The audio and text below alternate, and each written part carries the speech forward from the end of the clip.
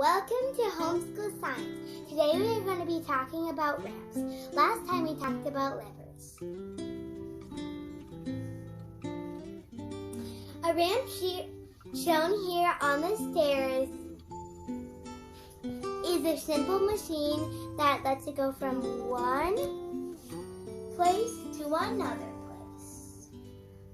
It takes a lot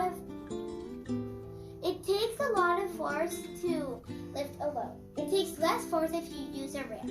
This is my Peep. Her name is Hazel.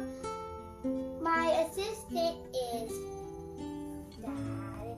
Is using this hand trap to move my Peep up the stairs. We have a ramp to go higher. My Peep knows how to hop a bit, but she cannot hop up this many stairs. Let's use the ramp so Hazel can get closer to the top step. Here we go. Okay.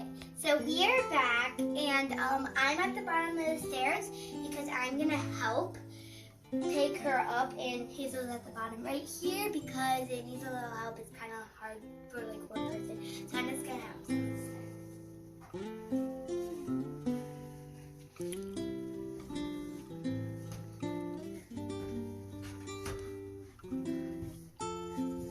So that's our lesson.